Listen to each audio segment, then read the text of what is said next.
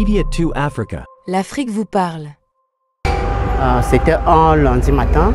Je suis arrivé très tôt au bureau lorsque j'ai commencé le travail. Autour de 9 h, je reçois un coup de fil. Le monsieur me dit que j'ai joué au tombola et que j'ai gagné 1 million de francs. Déjà, j'ai cliqué, j'ai dit, mais je n'ai pas joué à une tombola. Comment se fait-il que j'ai gagné autant d'argent? Difficile de ne pas se reconnaître dans les propos de ce Camerounais. Les arnaqueurs du cyberespace en ont fait leur gagne-pain quotidien. Traquer des proies faciles pour vider leur compte. Dans le but d'identifier ces principales menaces qui affectent Internet et de comprendre leur impact socio-économique et politique sur les populations, une rencontre inédite s'est tenue à Yaoundé.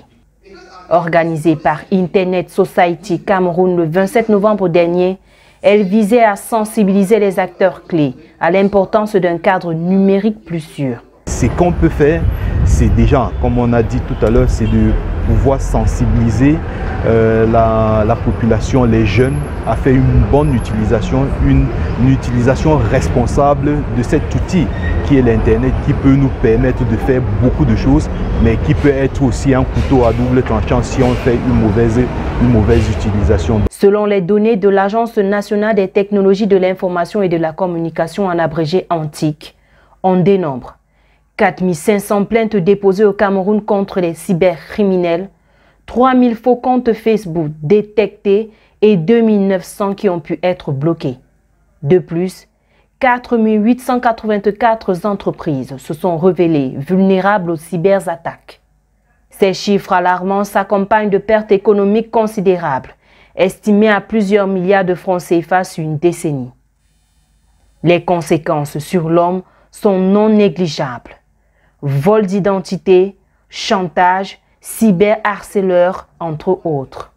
Pourtant, des actions sont menées pour réduire les risques. En termes de sensibilisation, depuis 2020, le ministère des Postes, sous la direction du ministre des Postes et des Communications, mène des campagnes pour la sensibilisation des citoyens sur la lutte contre la cybercriminalité, sur l'utilisation responsable des réseaux sociaux.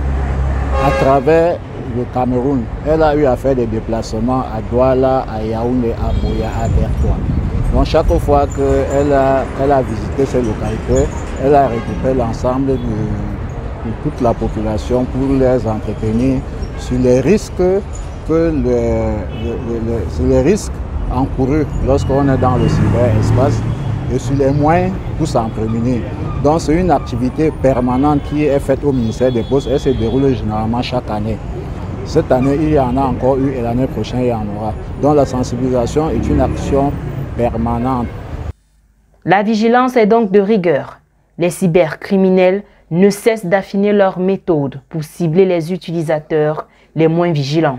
Moi, je me suis rendu dans une agence, l'agence MTN à Cassia, pour leur poser le problème. Quand j'arrive, je vois le monsieur, je lui dis, mais on me dit que j'ai gagné à une loterie que je n'ai pas joué, lancée par MTN, qu'est-ce qui se passe?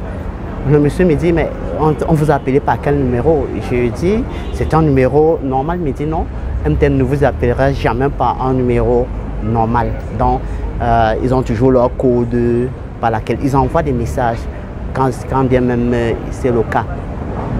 Il me dit, ce sont des arnaqueurs, ils utilisent nos réseaux pour pouvoir vous atteindre.